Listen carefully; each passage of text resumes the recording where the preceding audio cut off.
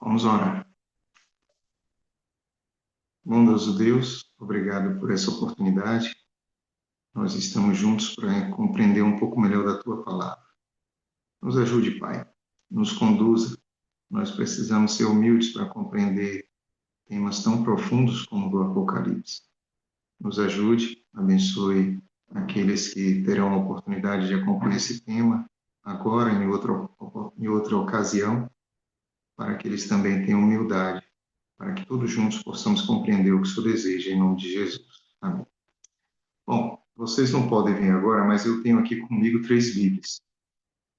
Isso significa que o conteúdo ele é tão vasto e ele é tão importante que hoje nós vamos fazer isso. Eu estou com isso aqui agora na minha frente, 3 Bíblias. O Apocalipse capítulo 5, que é o tema de hoje, vai tratar do livro selado. E aí vocês vão ver que quando eu preciso, eu utilizo da apresentação do PowerPoint, dos slides. Então aqui vocês vão observar que eu coloquei um selo, que é o selo que eu e você conhecemos, né? Um selo usado aí no Brasil durante um tempo. E para que serve um selo? Porque o tema de hoje é o livro selado. Você vai encontrar em Apocalipse capítulo 5, que é o tema de hoje, né? Apocalipse capítulo 5. Lembrando que Apocalipse capítulo 5 está diretamente relacionado com Apocalipse capítulo 4, mas nós vimos a semana passada. Então hoje é o 5.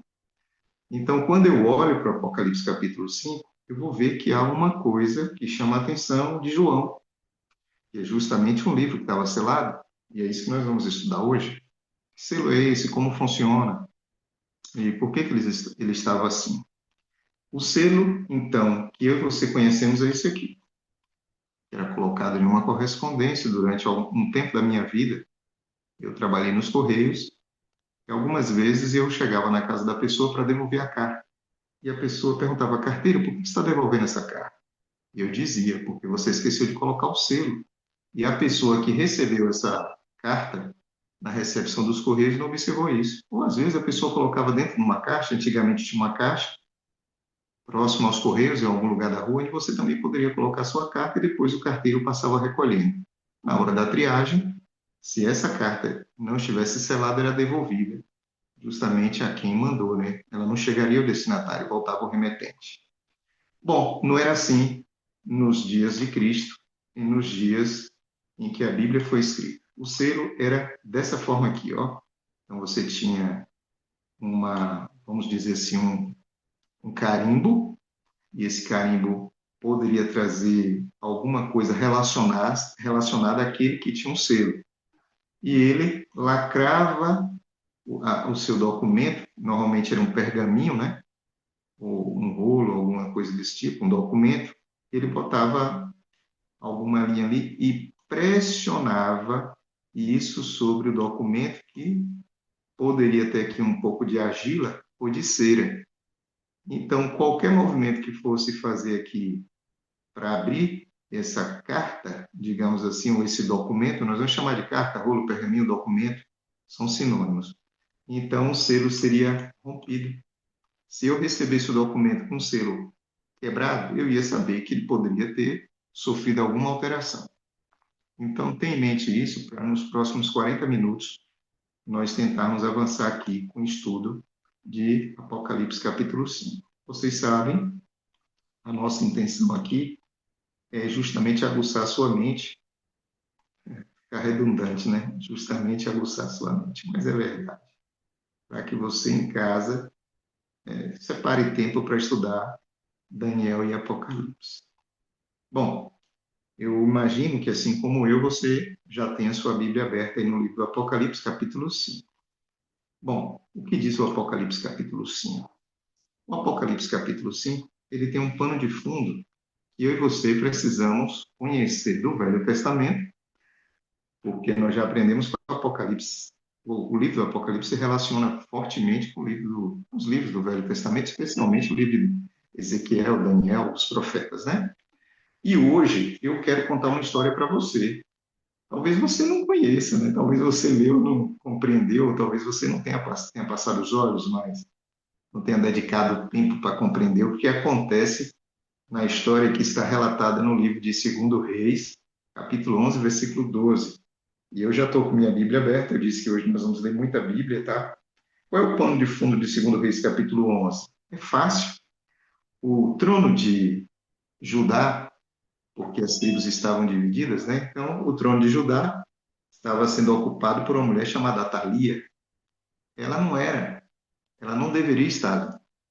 Mas Deus, por sua misericórdia, cuidou para que o sumo sacerdote Joiada cuidasse de Joás. Ele e a esposa tiveram cuidado com esse filho do rei, porque Atalia tinha mandado matar todos os descendentes de Davi. E esse episódio é interessante e ele é útil para o nosso estudo de hoje, porque vai contar o que aconteceu ou o que deveria acontecer quando o rei subisse ao trono. E isso é importante, porque tem tudo a ver com Apocalipse capítulo 5. E na minha Bíblia diz assim, na parte que eu pretendo ler com vocês agora, no versículo 12, diz: Então Joiada, quem era Joiada? Era o sumo sacerdote. Então Joiada fez sair o filho do rei. Então o filho do rei estava em uma das câmaras ali. Ele apresentou o filho do rei ao povo. E nesse momento ele coloca a coroa sobre o filho do rei. O rei era Joás, né, o descendente de Davi. Então, nesse momento, ele é coroado, mas não para por aí a cerimônia. E aqui está o porquê que você precisa conhecer o Velho Testamento para entender o Novo Testamento.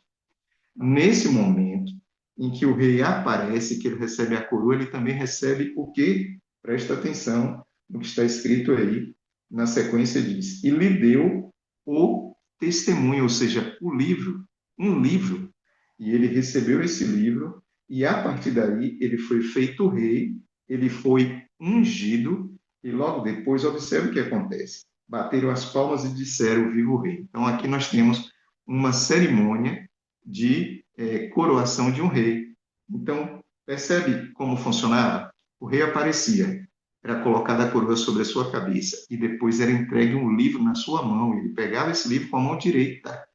Ou seja, a partir daquele momento, e que livro era esse? O livro de Deuteronômio, o livro que nós chamamos o livro da lei. Era assim que funcionava a coroação de um rei nos dias de Israel. Mais à frente nós vamos ver outros casos, mas esse é bem explícito. Então é por isso que eu entendo, e você pode encontrar isso nos nossos livros, apresentando este momento especial na história de Israel como algo que nós precisamos resgatar para entender Apocalipse capítulo 5. E aí eu vou para outro texto, já está aberta a minha Bíblia aqui, e eu sugiro que você faça o mesmo. Quando você abre a sua Bíblia em Deuteronômio, capítulo 17, a minha Bíblia diz assim no versículo 18. Deuteronômio, hein? O versículo 18 diz assim: Será que quando se assentar sobre o trono do seu reino, então escreverá para si no livro uma cópia desta lei, do original que está diante dos sacerdotes levitas, e o terá consigo. E ele, né, o rei, lerá todos os dias da sua vida para que aprenda a temer a Deus, para guardar todas as palavras desta lei, cumprir as leis e os estatutos, para que o seu coração não se levante sobre os seus irmãos. E aí vem uma sequência, a continuação do texto. Então, essa doxologia, esse ritual foi estabelecido por Deus. Deus instruiu a Moisés que isso deveria acontecer na hora que fosse ungido o novo rei. Quando você vai para o livro de primeiro livro de Samuel, no capítulo 10, o versículo 25 vai dizer assim, ó, 1 Samuel 10, 25. Na minha Bíblia diz: E declarou Samuel ao povo o direito do reino, e escreveu num livro, e colocou perante o Senhor. Então despediu Samuel a todo o povo, cada um para a sua casa. Então Samuel, quando ele vai ungir a Saul, e depois vocês vão perceber que o ritual é repetido com Davi, e isso era algo que foi estabelecido por Deus, através, e ele passou esse procedimento para Moisés, porque Deus sabia que um dia Israel ia escolher um rei, né? Ia pedir um rei. Não porque Deus quisesse que isso acontecesse, mas ele é onisciente, onipresente, onipotente. Então, o pano de fundo para eu entender Apocalipse capítulo 5 é saber que existia esse ritual nos dias dos reis de Israel, nos dias dos reis de Judá. Então, no momento, e aqui eu leio, tá? Na hora que ele recebe o rolo da aliança, na hora que ele recebe esse pergaminho ali com a porção do livro de Deuteronômio, o livro de Deuteronômio, então o rei, recém-coroado, ele se assenta num trono e começa a reinar. Nesse momento, quando você lê Salmo 80, versículo 17, o Salmo 110, versículo 1, você vai perceber que o rei se coloca na condição de corregente de Deus. Então, o rei ele tem consciência de que ele chegou ao trono por unção e escolha de Deus e que agora ele vai conduzir o reino baseado na palavra de Deus, porque agora ele já foi ungido e coroado. Esse é o ritual. Vamos avançar? E agora nós vamos fazer algo que normalmente não é meu costume fazer aqui nos nossos estudos de sábado à noite, separar versículo por versículo, coisas desse tipo. Também não é a intenção desse estudo, até porque eu não tenho esse conhecimento de fazer uma, digamos assim, uma abordagem de todos os versículos, né? Como vocês sabem, essa é a forma como eu estudo a Bíblia. Eu estudava a Bíblia com a família de Palmira, esse horário nós fazíamos isso. Então, a intenção é essa mesmo, é abrir como um leigo a Bíblia e permitir que a Bíblia se explique, que é o que eu coloquei aqui no início, né? A Bíblia se explica. Então, quando você olha para trás e vê o que aconteceu, fica mais fácil para você olhar para frente e explicar o que está acontecendo. Então, por exemplo, quando eu leio o versículo 1, Maricinha, diz assim, ó, e vi na destra do que estava sentado sobre um trono um livro, escrito por dentro e por fora, selado com 7 selos. Tudo aqui tem que ter um significado. Por que a direita? Quem é que está sentado sobre o trono? Que livro é esse? E por que ele está escrito por fora, por dentro e por fora? Será que a melhor tradução seria essa mesmo, escrito por dentro e por fora? E selado, por que não tem 10 selos? Por que tem 7 selos? Quando eu poderia agora pegar um monte de livros e fazer a leitura e trazer para vocês aqui um monte de coisas e argumentos humanos, eu não gosto disso. Eu prefiro permitir que a Bíblia explique a Bíblia. E a primeira coisa que nós vamos compreender está em Ezequiel 2, 9 e 10. Profeta Ezequiel, o que significa isso, profeta? Nos ajude. E esse material, como você sabe, eu vou colocar, né, juntamente com os outros lá no grupo. Lissandra, ao final, compartilha justamente para que você, na sua casa, possa ler e colaborar. Ô, amigo Coragem, ô irmão Coragem, olha, outro dia você comentou isso. Eu fui ler a Bíblia e enxerguei nesse versículo algo que está muito mais relacionado a esse capítulo e a esse tema, e eu vou te agradecer. Nós vamos fazer a correção sem problema nenhum, não tenho amor às minhas opiniões. Aqui é o espaço para a Bíblia falar aos nossos corações, tá bom? Ezequiel 2:9, hoje nós vamos ler muito Bíblia, hein? Ezequiel 2:9 e 10 diz assim: então vi, e eis que uma mão se estendia para mim, e eis que nela havia um rolo de livro. E disse Ezequiel: ele estendeu diante de mim, e esse livro estava escrito por dentro e por fora, e nele estava escrita lamentações e suspiros e ais. Então, Ezequiel, quando escreve a sua visão, e ele estava ali no pergaminho, naturalmente João utiliza da mesma argumentação ou do mesmo daquele conhecimento que ele já tinha do livro de Ezequiel, e ele replica aqui no capítulo 5, dizendo que o livro era um livro que era escrito por dentro e por fora. Essa é uma linguagem, como outras que nós encontramos no livro do Apocalipse, que trata de algo que vai naturalmente, simbolicamente, digamos assim, vai dizer algo daquilo que já está escrito. Êxodo 32:15. Êxodo 32:15. Observe, então, que essa porção da visão de nosso irmão João, nós encontramos também em Ezequiel. Agora, o que vai dizer para a gente Êxodo? Êxodo 32:15. Aí é algo interessante também, porque em Êxodo 32:15 diz assim, ó, e virou-se Moisés e desceu do monte com as 2 tábuas do testemunho na mão.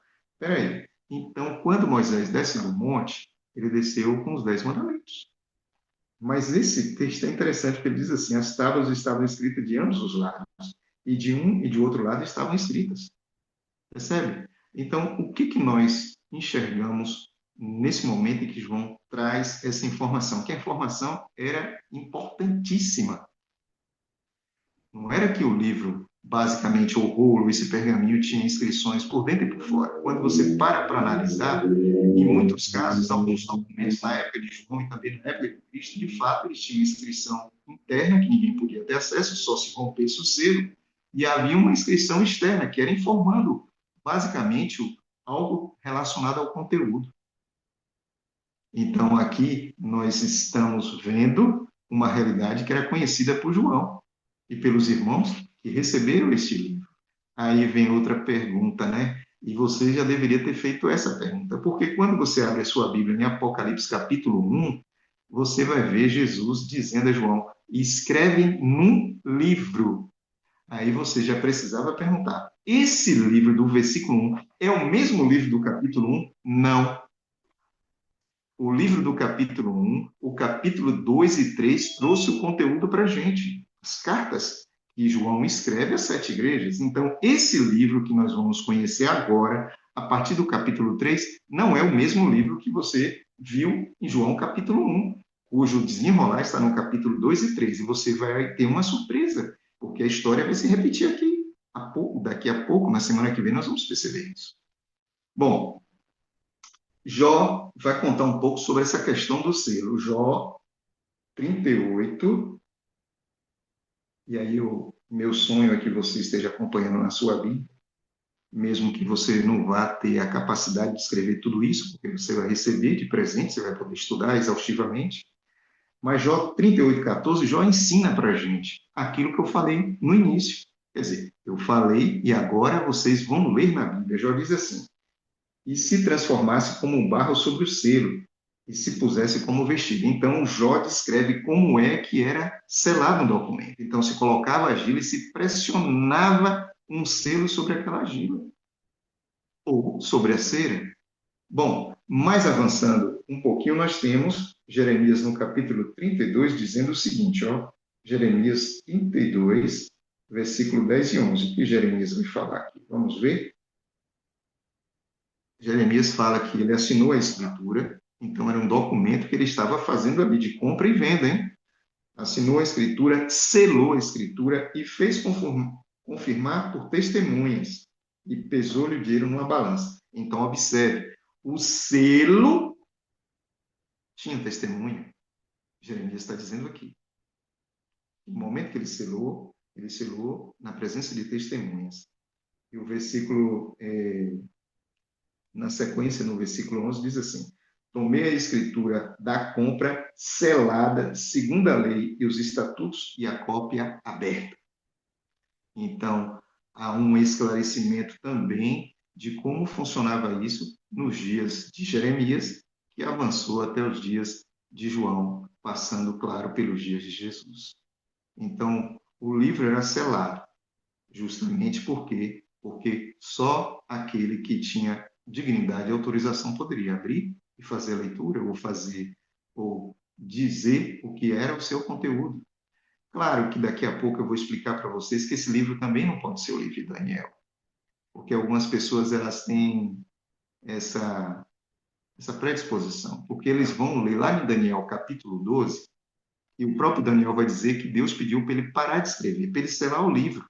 Então, algumas pessoas, ao explicar o Apocalipse, imaginam que no capítulo 5 o livro selado é o livro de Daniel. Não é. Quem vai responder isso para você não sou eu, é o próprio livro de Apocalipse que vai dizer. Tá bom? Agora vamos para Isaías 29:11. Isaías 29:11 diz assim, ó, na minha Bíblia. Por isso toda visão, disse Isaías, por isso toda visão vos é como as palavras de um livro selado, que se dá ao que sabe ler e pede, leia, e ele vai dizer, não posso, porque está selado. Então, não era qualquer pessoa que podia fazer a leitura e a interpretação do conteúdo desse livro. E nos dias de Isaías acontece algo semelhante, e aqui nós temos a resposta. 1 Reis 2,19 diz assim, ó, no livro de 1 Reis 2,19.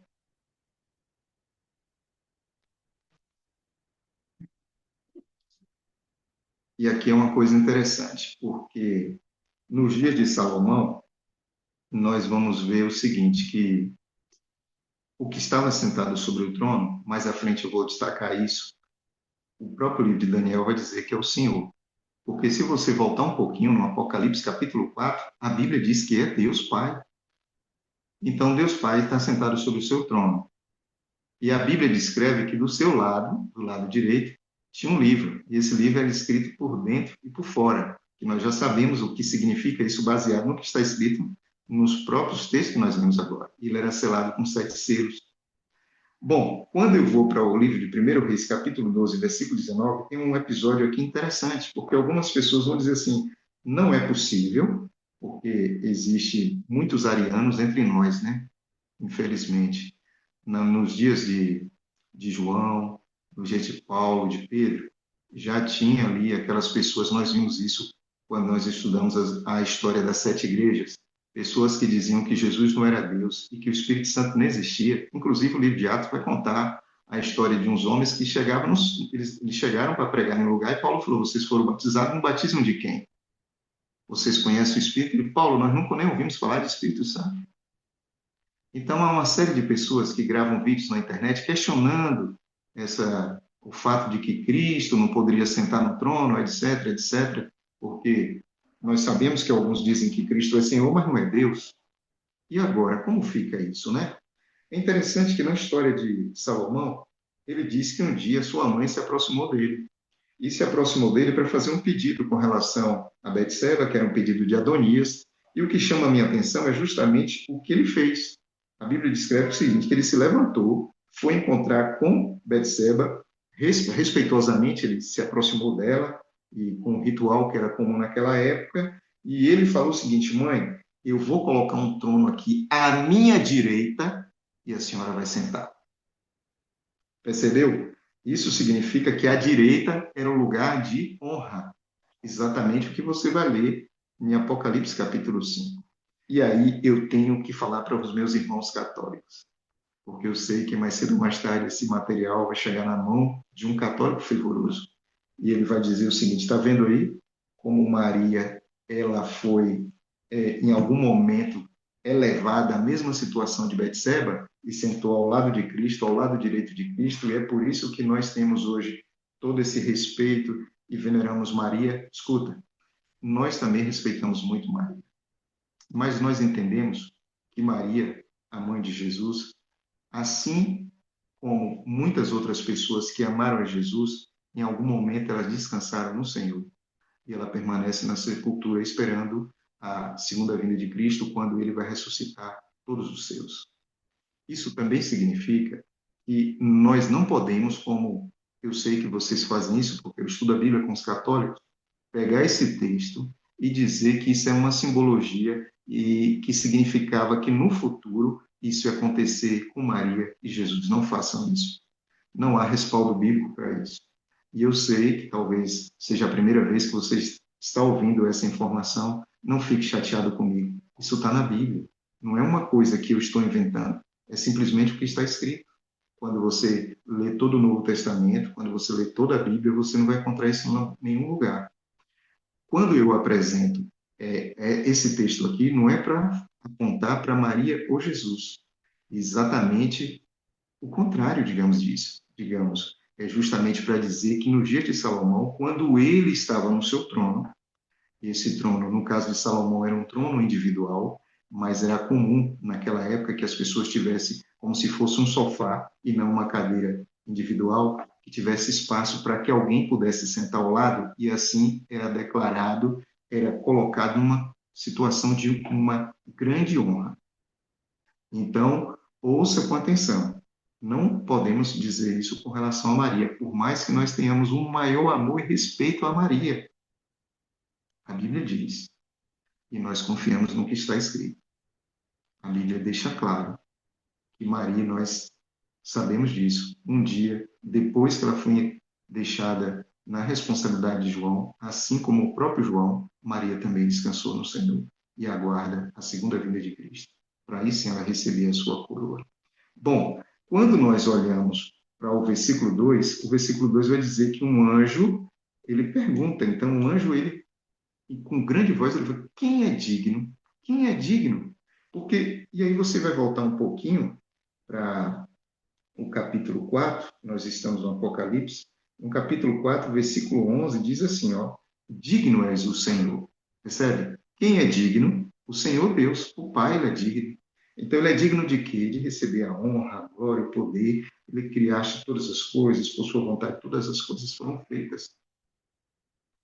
Mas agora, quando você vai para o Apocalipse capítulo 5, no versículo 9, diz o seguinte, ó, e cantava um novo cântico, dizendo, digno é de tomar o livro e abrir os selos. E quem é agora que recebe toda a honra e toda a adoração? O versículo 12 diz, o Cordeiro. Então, quando o anjo faz essa pergunta, quando esse ser celestial faz essa pergunta, então a resposta o próprio texto vai dar. Porque o capítulo anterior, que é a sala da inauguração do santuário celestial, você encontra Deus recebendo toda essa adoração, o Pai.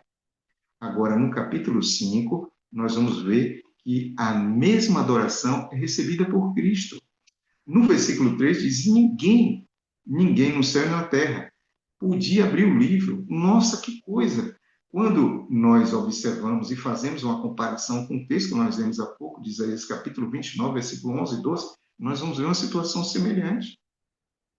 Quem pode ler esse livro? Quem pode abrir esse livro? Quem pode dizer para nós que estamos aqui em 2026 o que significa e qual é o conteúdo desse livro? Que curiosidade, todos ficaríamos. João, em visão, na hora que ele teve, que ele ouviu, que ele viu essas coisas, a Bíblia descreve que ele chorou muito. Mas João não foi o único que chorou. A Bíblia diz em Lucas 19, 41, 42 que Jesus também chorou. Jesus chorou diante da incapacidade de Jerusalém de enxergar ele como Messias. A Bíblia vai dizer que Jeremias também chorou. O livro das Lamentações, escrito por Jeremias, capítulo 1, versículo 16, diz que ele andava chorando. Por que Jeremias chorava? Pela incapacidade dos judeus de perceber que o dia da sua visitação estava chegando e que eles não precisavam passar por aquela situação, ou que eles estavam passando por aquela situação que Jeremias estava chorando, justamente porque ele não identificou que Deus estava trabalhando nos minutos finais da história do povo antes da queda do templo. A Bíblia vai também dizer para a gente, no versículo 5, o seguinte, ó, e um dos anciãos chegou. Olha só, ele diz assim, João, não chore. O leão da tribo de Judá, a raiz ou renovo de Davi, ele venceu para abrir o livro e desatar os seus selos. Então, agora, João, ele fica em uma situação mais tranquila, porque no versículo anterior ele estava chorando. E por que João chorava? Porque ninguém era capaz, ninguém era digno, ninguém recebeu a autorização do digno, que é Deus Pai, para fazer a abertura e a leitura do conteúdo do livro. E João queria saber, porque João sabia que um livro selado era algo extremamente importante. E, naturalmente, ele estava ali em visão, aguardando para conhecer algo mais, porque ele foi convidado para entrar na sala do trono. O santuário estava aberto, ele contemplou o lugar santo e santíssimo, e ele sabia que naquele momento era a inauguração do santuário, e agora, no capítulo 5, ele percebe que vai ser a unção de alguém, e esse alguém é digno, e ele agora já sabe que é o cordeiro, e que esse cordeiro também é tratado como um leão. Tem vários textos aqui. Quando você lê Gênesis capítulo 49, 9 e 10, é a bênção que Jacó dá a seus filhos e trata Judá como leão. Isaías 11, 10 e 11 diz assim, ó. Isaías 11, 10 e 11. Eu leio assim. E acontecerá naquele dia que a raiz de Jessé, o qual estará posta por estandarte dos povos, será buscada pelos gentios, e o seu lugar será e o lugar do seu repouso será glorioso. E há de ser que naquele dia o Senhor tornará a pôr a sua mão para adquirir outra vez o remanescente do povo. E aí continua a história. Então, nesse momento que eu e você estamos lendo aqui, o leão da tribo de Judá, também é tratado como a raiz de Davi, ou seja, é Cristo. E os textos estão aí. Eu vou ler agora Lucas, capítulo 1. Lucas, tem vários textos, você vai poder ler todos. Eu já olhei no relógio e vi que eu tenho que avançar. Eu me empolgo com essas coisas. Me ajude, porque se eu começar a falar, não para mais. Lucas 1,32 diz assim, ó, escute, este será grande e será chamado Filho do Altíssimo, e o Senhor Deus lhe dará o trono de Davi, e reinará eternamente na casa de Jacó, e o seu reino não terá fim. Quando eu vou para Apocalipse, capítulo 22, versículo 16, 22, 16. Jesus disse, olha o que Jesus disse. Eu, Jesus, enviei o meu anjo para testificar essas coisas na igreja. Eu sou a raiz, a geração de Davi, a resplandecente estrela da manhã. Não tem dúvida. O digno, e quando os anciãos falam para João, João, não chore, hein? Não precisa chorar, porque o leão da tribo de Davi, que nós conhecemos como, ou vocês conhecem como o renovo de Davi, o leão de Judá, ele venceu. Então, há esperança, João. Não chore, calma. Aguarde que ele vai abrir o livro e você vai acompanhar a abertura do livro e você vai entender o que significa.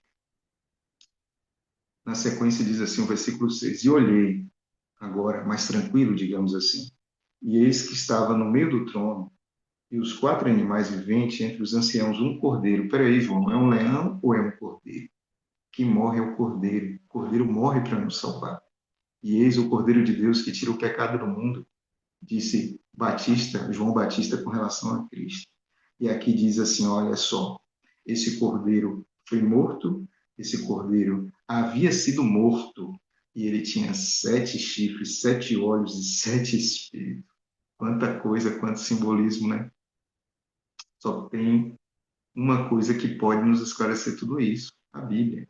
E o primeiro texto está no livro de Números, capítulo Números 22, Números 23, versículo 22 diz assim, ó, na minha Bíblia vai dizer o seguinte: Deus os tirou do Egito e as suas forças são como os do boi selvagem. Em outras versões vai dizer que Deus utilizou de sua força, do seu poder. Então, quando você vê isso, você vai ver que os chifres é uma referência a poder, força. A propósito, quando você lê o livro de Daniel, o próprio Daniel vai dizer isso. Chifre vai tratar do chifre pequeno também, né? Quando você corre para o Apocalipse 12:3, eu não sei se vocês observaram, o dragão que busca fazer a contrafação das coisas de Deus tem 7 cabeças. Vamos ver? Apocalipse capítulo 12, versículo 3 diz assim: E vi outro sinal no céu, e eis um grande dragão vermelho, que tinha 7 cabeças e 10 chifres. Percebeu? Então, enquanto nosso Senhor e Salvador é mostrado como cordeiro, que tinha 7 chifres, isso é uma linguagem figurada, os 7 significa perfeição, você sabe disso, a Bíblia vai ter completude, poder, etc. Lá, o dragão é representado com 10 chifres. Então, esses chifres, você já sabe, nós já estudamos o livro de Daniel, nós já sabemos o que conhece, ou o que significa isso. Apocalipse 12, 13, 12, 3 vai falar sobre isso, 13, 1 vai falar sobre isso, 17, 3 vai falar sobre isso, 17, 12 vai falar também sobre isso. Agora, e esses 7 olhos, hein? E o que são os 7 espíritos? Vamos abrir agora Apocalipse capítulo 1, versículo 4. Na minha Bíblia diz assim: João, as 7 igrejas que estão na Ásia, graça e paz, graça e paz, seja convosco da parte daquele que é, que era e que há de vir, e dos 7 espíritos que estão diante do seu trono. E aí, quando eu vou para Zacarias 4:10, minha Bíblia diz assim: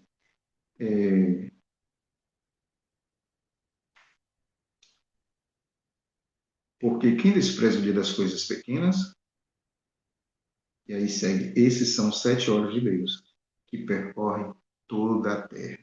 Então, os olhos dos 7 espíritos, essa linguagem é para dizer que o Espírito Santo, ele estava à disposição de Deus, presta atenção, para ser enviado a toda a terra.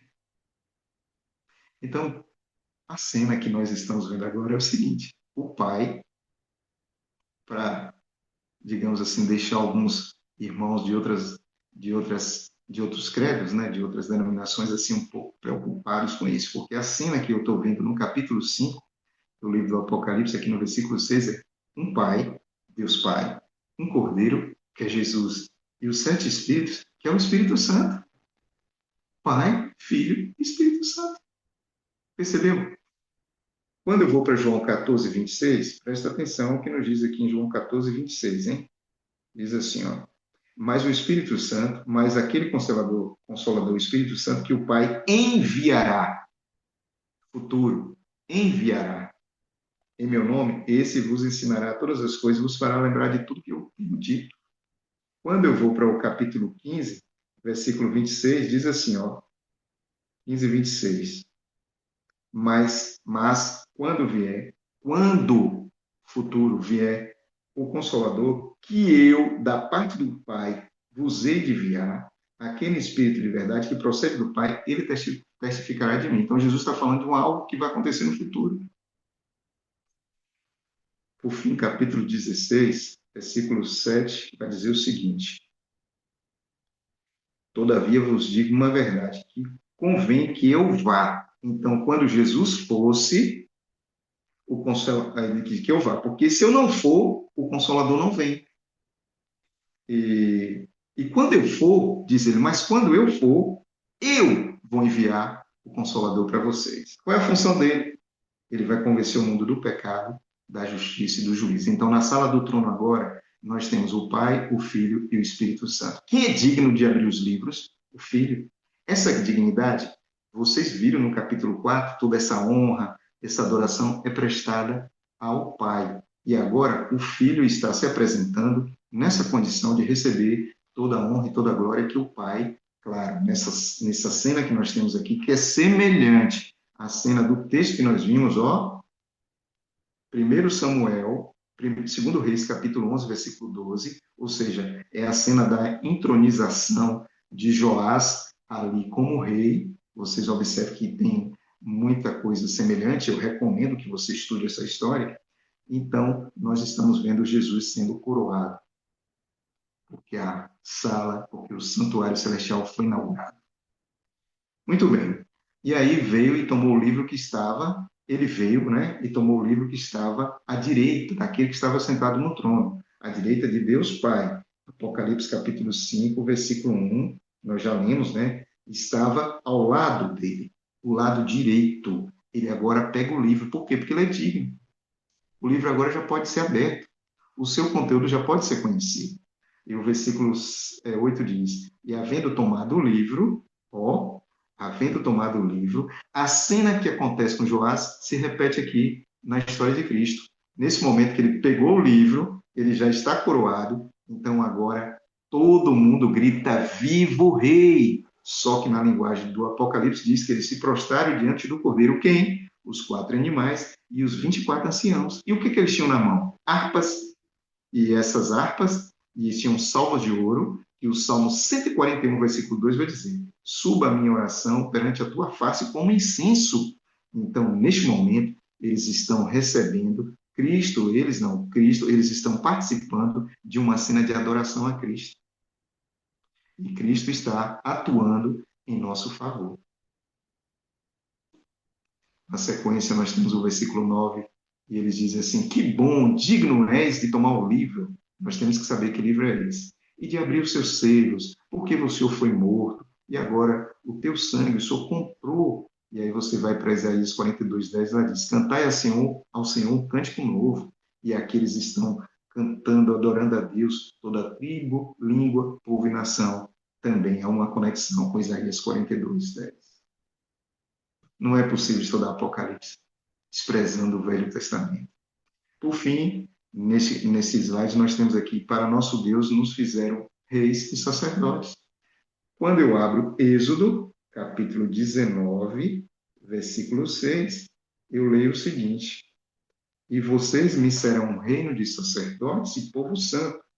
Estas são as palavras que falará aos filhos de Israel. Você pode também fazer uma leitura da primeira carta de Pedro, que ele fala que nós somos nação santa, sacerdócio real. povo escolhido de Deus. Então, observe que nós estamos agora tendo a felicidade de acompanhar essa festa, uma festa no céu, em que o nosso Senhor e Salvador Jesus Cristo, ele agora é coroado. Escuta, vamos avançar. É, no versículo 11, eu tenho o seguinte: e olhei e ouvi a voz de muitos anjos, segue uma cena de adoração. Qual era a quantidade? Era milhões de milhões e milhares de milhares. Onde é que você vai enxergar isso? E aqui, para facilitar, eu já deixei o texto. Ó. Daniel 7,10 diz assim, ó,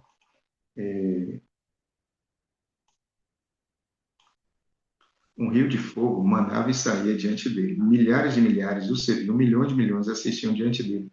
Assentou-se o juízo e abriram-se os livros. Aqui eu quero falar para você agora que é adventista. Fazer o outro. Olha para mim. O texto está em 1 Pedro, primeira carta de Pedro, capítulo 2, primeira carta, capítulo 2, versículo 5.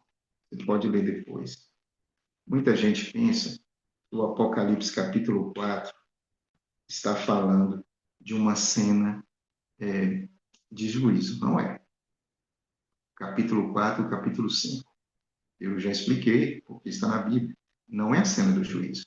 É a entronização, a inauguração do santuário e a entronização de Jesus, nesse momento, sendo ungido, vamos dizer assim, sendo coroado como rei. E aí você vai descobrir que também como sacerdote. Então, o texto de Daniel 7,10 que eu estou trazendo para aqui agora é só para dizer desses milhões e milhões e milhares de milhares que estavam diante de Deus. Quando você lê o que está escrito no livro de 1 Reis 22:19, você vai enxergar a mesma coisa, disse Micaías. Então ele disse: ouve, pois, a palavra do Senhor, vi ao Senhor assentado sobre o seu trono, e todo o exército do céu estava junto a ele, a sua mão direita e a sua mão esquerda. Que bonito, né? Que bonito que nós estamos aqui agora, em 2026, hoje é 4 de julho, um sábado, e nós podemos ter acesso a essa informação. Você já agradeceu a Deus porque nós temos o livro do Apocalipse? E aí eu vou até um pouco mais longe. Para além disso, você já agradeceu a Deus porque nós temos uma cosmovisão que é baseada justamente na própria Bíblia, e nós aplicamos um método historicista, que é o método correto, que faz com que nós entendamos essas profecias com clareza, porque quem nos instrui não é o professor, esse leigo que está falando para você agora, e sim a própria Bíblia. A Bíblia explica a Bíblia. Vocês observaram? E vocês vão receber esse material para avaliar, para estudar. Todo o texto do livro do Apocalipse está relacionado ou tem alguma relação com o texto do Velho Testamento. Em outras palavras, são tantas placas que ninguém precisa errar o caminho. Bom, aí nós temos o versículo 12 que diz assim, ó, e com grande voz eles estavam dizendo, digno é o Cordeiro que foi morto de receber o poder, sabedoria, força, glória e ação de graça. Quando você olha, você vai ver também que essa sabedoria, essa honra, essa glória, nós enxergamos no capítulo 4, dado a Cristo. E aí o que acontece aqui? E aí no versículo 13 diz assim, ó, e ouvi toda a criatura que está no céu e na terra, debaixo da terra e os que estão no mar, todas dizendo, ao que assenta sobre o trono. Quem é que assenta sobre o trono? Quando nós lemos isso, irmã Maria e irmã Massal, automaticamente na nossa mente já tem que conectar com o texto anterior, que está no capítulo 4, é Deus Pai. Então, a Deus Pai e ao Cordeiro, que é Cristo, sejam dadas ações de graça, de glória, de honra, de poder para todo sempre. Então, não existe essa história de que alguém vai dizer por aí, Jesus é Senhor, mas ele não é Deus. Como assim? Olha aqui o que o livro do Apocalipse está trazendo para mim. E interessante que quando você abre o Velho Testamento, 1 Crônicas 29:11, você vai ver o seguinte, você vai ler o seguinte, tua é, Senhor, a magnificência, o poder, a honra, a glória, a majestade, tudo é, ou porque teu é tudo quanto há nos céus e na terra. Teu é o reino, teu é, Senhor, o reino, e tu te exaltaste por cabeça sobre todos. Bíblia. Só Bíblia. Sem explicação humana. Só Bíblia. E por que que a gente tem dificuldade de fazer isso? É porque muitas vezes é preciso pesquisar um pouco. E às vezes pesquisar não é fácil, né? Requer tempo. Por fim, nós temos o versículo 14, e os quatro animais diziam amém, e os 24 anciãos prostraram outra vez e adoraram ao que vive para sempre. Ou seja, por favor, percebam isso, volta lá para Apocalipse capítulo, observe como termina o capítulo 4. Capítulo 4 termina dizendo assim, ó, digno és, Senhor, de receber glória. Isso aqui eles estão falando a quem? O versículo anterior diz: ao que estava assentado sobre o trono. Então, digno é, Senhor, de receber glória e honra, poder, porque tu criaste todas as coisas e por tua vontade elas são e foram criadas. Como termina o Apocalipse capítulo 5? Diz assim: e os quatro animais diziam amém. E os 24 anciãos, mesma cena, prostraram e adoraram ao que vive para sempre. Não tem dúvida, nós não podemos colocar Jesus como um ser criado, pelo amor de Deus, gente. Não faz sentido. Alguns vão usar uns textos aí da Bíblia fora do contexto, e outro dia Marçal falou muito bem. Isso a Bíblia chama de vento de doutrina. Por favor, você que é de outra denominação, que é cristão também, está acompanhando esse vídeo, vamos estudar a Bíblia, vamos compreender o que significa, porque muitas vezes nós estamos como um eunuco, que a gente está lendo, mas não está entendendo. E olha só, quem convence do pecado, da justiça e do juízo não é esse leigo aqui, é o próprio Deus, através da sua palavra. Bom, vamos avançar. Agora eu quero, juntamente com você, entender um pouquinho do que nós vamos ler aqui agora, né? A Bíblia se explicando. O Apocalipse 5 é especialmente importante porque após a sua ascensão, então Cristo, ele morre na cruz, ele ressuscita e ele vai para o céu. Então, o Cristo ressuscitado foi exaltado ao trono celestial. Então, ele é levado, ele está à mão direita de Deus. Você vai ver isso em Romanos, capítulo 8, 34, Efésios 1, 20, Colossenses 3, 1, Hebreus 10, 12, primeira carta de Pedro 3, 22. Vamos ler? Primeira carta de Pedro, diz assim, ó, 3, 22. Leia todos os textos, hein? 3, 22 diz assim: o qual está à direita de Deus, tendo subido ao céu, havendo-lhe sujeitado os anjos e as autoridades e as potências. Percebe? Então, se eu ler aqui Hebreus 10, 12, vamos ver em Hebreus 10, 12, que vai ratificar, vai confirmar exatamente o que nosso irmão Pedro escreveu. Hebreus 10, 12. Nos diz assim, ó: mas este, havendo oferecido para sempre o único sacrifício pelos pecados, está assentado à destra de Deus. Então, a Cristo foi dada toda a autoridade, poder e domínio universal. Vamos ver o que nos diz Hebreus 1, Hebreus 1, versículo 13, diz assim, ó: e qual dos anjos disse jamais? Isso aqui é importante, hein? Deus nunca deu nenhuma desse tipo, dessas coisas aos anjos, desses títulos, dessa responsabilidade, desse poder. Mas aqui diz assim: qual dos anjos disse jamais: assenta-te à minha destra, até que eu ponha os teus inimigos por debaixo dos teus pés? É uma pergunta. Então, só a Jesus é dada essa honra. E não é porque ele é, digamos assim, um ser criado, eu insisto nisso.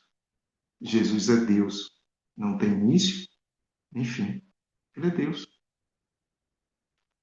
Como Deus Pai é Deus, como o Espírito Santo é Deus. E no momento em que você abre o Apocalipse capítulo 5, você vai ver a presença do Pai, do Filho e do Espírito. E o que o Espírito está fazendo ali? Só esperando a autorização de Jesus para ele iniciar de forma mais ampla o seu ministério. Então o Espírito Santo é subordinado a Cristo? Não, gente. Jesus é subordinado a Deus? Não, gente, não há subordinação. O que há entre o Pai, o Filho e o Espírito Santo é uma ordem perfeita. E eles em algum momento, dividiram, cada um assumiu uma função. Só isso.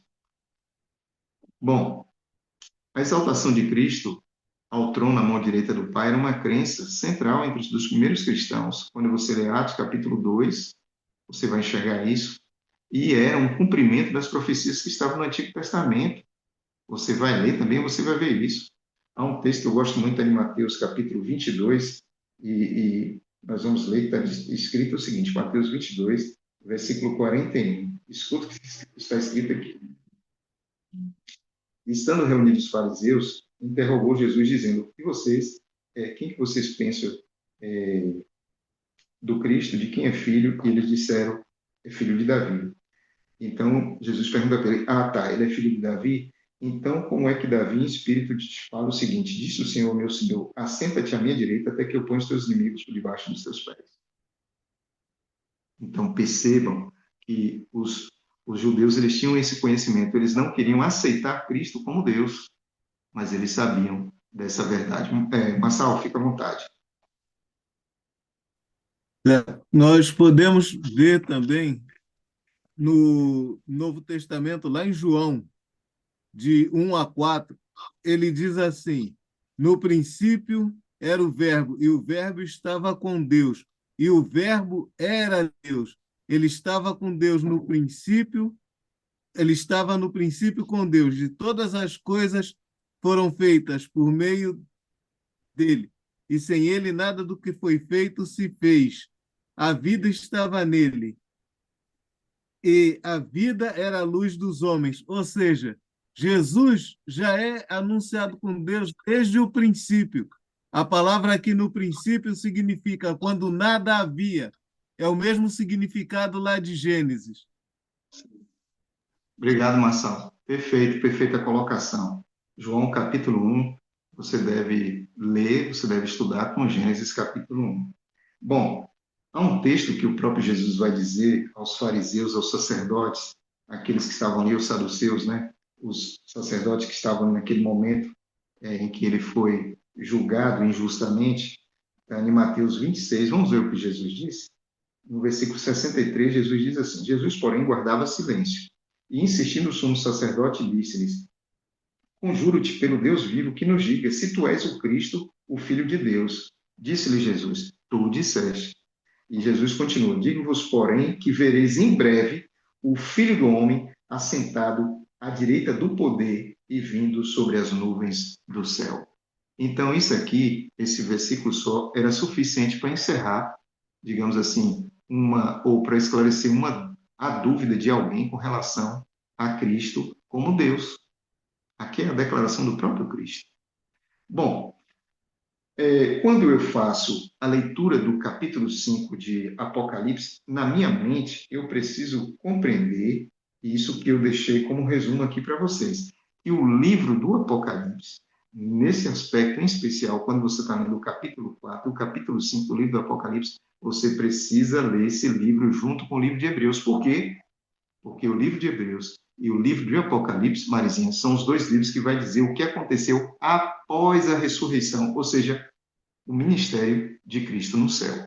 Tá bom? E o versículo 1 diz assim: Ora, a suma do que temos dito é que temos um sumo sacerdote tal que está nos céus, à direita do trono da majestade, ministro do santuário e do verdadeiro tabernáculo, o qual o Senhor fundou, e não o homem.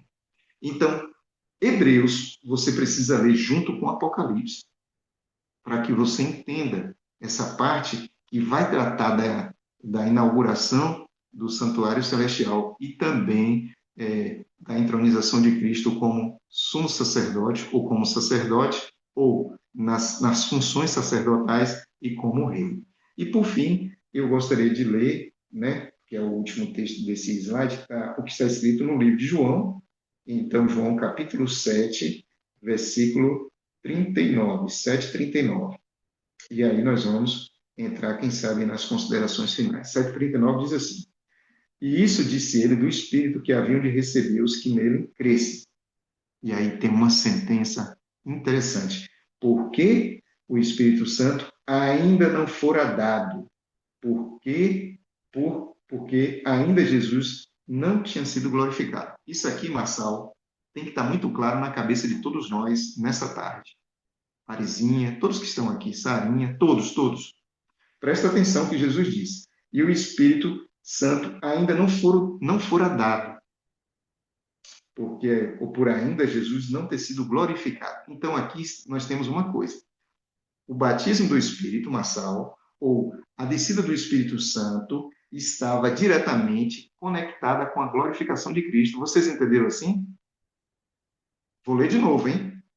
João capítulo 7. Deixa eu observar aqui se eu tenho outra versão, outra Bíblia, ou se alguém tem aí quiser ler, pode ler. João capítulo 7, e aí nós vamos ver isso aqui, ó. João 7, o versículo é 39. Na minha Bíblia diz assim, eu estou em outra versão agora, hein? 7,39. E isso disse ele do Espírito que havia de receber os que nele crescem. Porque o Espírito Santo ainda não fora dado, por ainda Jesus não ter sido glorificado. Essa versão, duas versões diferentes que eu tenho aqui. Vou ver se eu consigo outra versão. Deixa eu encontrar aqui a nova versão internacional, hein? Versículo 36, na nova versão internacional, diz assim, 7,39. Ele é Jesus, estava se referindo ao Espírito, que mais tarde receberiam os que nele crescem. Até então, olha que boa versão, até então o Espírito ainda não tinha sido dado, pois Jesus ainda não fora glorificado. E isso é importante. Por quê? Vamos passar? Quando eu vou para tudo que eu encontrei de unção, ou aquilo que eu separei no Velho Testamento, eu vou ver que Saul foi ungido rei. Está lá em 1 Samuel 10:1. Então, como foi a unção de Saul? Samuel derramou sobre a cabeça de Saul o azeite. E que você vai descobrir em Zacarias 4, de 1 a 6, que na Bíblia o azeite é uma representação dele, do Espírito Santo.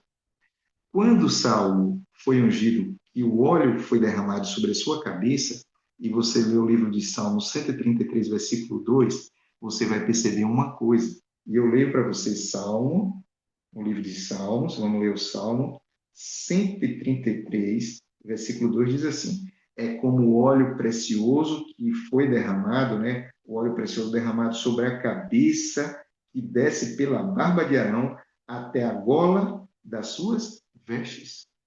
Então, isso significa o seguinte, que na hora que Saul, que Davi, que Salomão, que Jeú, e aqui eu tenho os 4 textos para que vocês possam pesquisar na casa de vocês, foram ungidos, então foi derramado óleo sobre a cabeça dele, esse óleo derramou e caiu na terra. Quando eu leio Levítico 8:12, a Bíblia vai descrever o seguinte, Levítico, vamos lá, que aqui é a unção agora não de um rei, mas de um sacerdote. Levítico 8:12 diz assim, ó, 8:12. Derramou o óleo da unção sobre a cabeça de Arão para ungí-lo e consagrá-lo. Então, também foi derramado o azeite, óleo sobre a cabeça de Arão. Sobre os filhos de Arão, você vai encontrar o texto em Êxodo 40, versículo 15, e uma instrução geral que todos aqueles que passassem por esse processo de unção receberiam também, tá? Êxodo 30:30. Agora, deixa tudo quieto aí, olha para mim. O que a Bíblia está dizendo para mim e para você, hoje, nesse momento, nesse texto, é que no momento que Jesus foi glorificado no céu, ou seja, quando essa cena estava acontecendo no céu, presta atenção, hein? Enquanto essa cena acontecia no céu, na terra acontecia Atos capítulo 2. Percebeu? Jesus é ungido no céu. Ele é entronizado. Ele recebe o poder, autoridade. Na mesma hora, o Espírito Santo, que é o óleo, desceu sobre a terra. Então, por que eu preciso entender, por que eu preciso estudar o livro do Apocalipse com o Velho Testamento para eu compreender isso? Presta atenção, que aqui nós já vamos matar outra pergunta que talvez esteja no meu e no seu coração. Quando foi que os discípulos foram batizados com o Espírito? no dia do Pentecostes. Ou seja, Jesus ressuscitou Marizinha e ficou, segundo o livro de Atos, capítulo 1, 40 dias com os discípulos. E depois ele foi assunto aos céus. 10 dias depois, os discípulos foram batizados com o Espírito, porque Jesus estava, nesse momento, sendo entronizado como o nosso sacerdote no céu. Por quê? Porque no momento em que Jesus recebe toda essa honra e essa glória e recebe toda a autoridade, então o Espírito começou ali, em Atos capítulo 2, o seu ministério. E aqui vai uma grande pergunta. E antes o Espírito não trabalhava? Claro que sim. Aí eu pergunto para você, e antes Jesus não fazia nada? Um dia uma pessoa perguntou isso para mim. Vocês estão dizendo que Jesus ficava sem fazer nada? Eu falei, eu nunca disse isso, nem a Bíblia. Escuta, o que a Bíblia está dizendo para mim e para você é que tudo o que aconteceu aqui, neste nosso planetazinho pequeno, com as questões das festas, lembra que eu disse para vocês, olha para as festas, olha para os móveis do santuário, para que você entenda melhor o livro do Apocalipse. Está aqui, o livro do Apocalipse respondendo para você. Capítulo 4, capítulo 5. O santuário completamente aberto no céu. Assim como aconteceu, e nós vimos nas duas situações, na inauguração do tabernáculo nos dias de Moisés, na inauguração do templo nos dias de Salomão. Nós estudamos isso a semana passada. E agora nós temos a unção de Cristo como nosso Senhor, como nosso sacerdote, como nosso rei. E nesse momento que ele recebe a unção, então o Espírito Santo é derramado sobre os discípulos. E os discípulos saem a conquistar o mundo na pregação do Evangelho naqueles dias em todo o plano, em todo o Ocidente ou a parte em que eles estavam, eles pregaram a todas as pessoas. Está no livro de Colossenses. Paulo disse isso no livro de Colossenses. E nós, o que nós vamos fazer em nossos dias? Nos colocar à disposição desse mesmo Espírito, porque a Bíblia descreve que daqui a pouco Jesus ele vai voltar à Terra. Mas antes que ele volte, é necessário que o Espírito venha. E esse Espírito, que um dia pegou 11 homens, Judas decidiu não participar dessa bênção, e Matias entrou no lugar, 12 homens, encheu de poder. Esses homens puderam pregar, sem tecnologia, puderam avançar em um mundo hostil, e todas as pessoas conheceram de Cristo naqueles dias o mesmo Espírito, o mesmo poder, esse mesmo ser, essa mesma pessoa divina se encontra hoje em nossos dias, à disposição de tratar e curar cada um de nossos corações. Eu aceito ser curado pelo Espírito. Você também? Se é sua vontade, se você deseja participar de um momento tão especial como foi esse que João pôde contemplar, agora não mais numa situação em que Cristo vai, digamos assim, participar de inauguração, isso ficou para trás, nós estamos em uma outra época, o livro do Apocalipse vai nos levar a essa viagem para que daqui a pouco nós compreendamos que hoje ele está exercendo a função de nosso sumo sacerdote. E aí sim nós vamos entender aquilo que está em Daniel capítulo 7. Eu sei que também é o seu desejo e a nossa oração que o Espírito nos transforme. Eu vou fazer uma oração, depois nós vamos encerrar a live e ficar alguns minutos para, se uma ou outra pessoa quiser fazer alguma pergunta, será a oportunidade. Oremos então. Bondoso Deus, nos ajude. São tantos textos, né, Senhor? Todos estão relacionados com a Tua palavra. Abençoe, Pai, que as pessoas que estão ouvindo agora, que terão a oportunidade de ouvir depois, que possam utilizar esse material, buscar, tirar as dúvidas, compreender melhor e, enfim, se colocar nas mãos do Teu Santo Espírito para ser transformado. Nos transforme, Pai. Tenha piedade de nós. Nós te pedimos isso, nós não merecemos, mas nós te suplicamos essas bênçãos, Pai, em nome de Jesus. Amém, Senhor. Amém. Que Deus abençoe a cada um de vocês.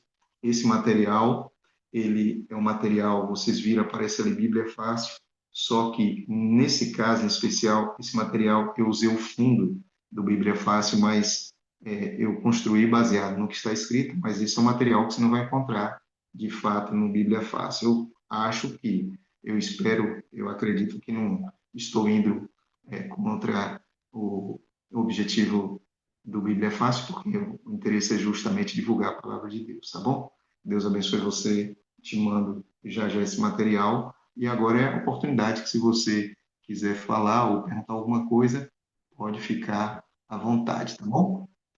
Eu não sei se Lissandra ainda está aí, se ela vai poder encerrar a live. Se ela não puder, nós vamos encerrar. Muito bem, chegou a oportunidade de você, se quiser fazer alguma pergunta, fique à vontade. Tem alguém que gostaria de perguntar alguma coisa? Se não, eu vou encerrar o estudo, porque eu tenho um compromisso com outro grupo para estudar o livro de Daniel, tá bom? Vamos esperar um pouquinho. Ó, eu acho que não há perguntas, hein? Espero que tenha ficado bem explicado, ou pelo menos que vai despertar no seu coração o interesse de você estudar um pouco melhor a respeito desses capítulos. Tenham todos uma boa semana, tenham todos um restante de sábado tranquilo. Aqui está muito quente, mas eu sei que em alguns lugares do Brasil é um pouco frio. Que Deus abençoe a cada um de vocês, tá bom? Um abraço e até a semana que vem, se Deus quiser. Tchau, tchau.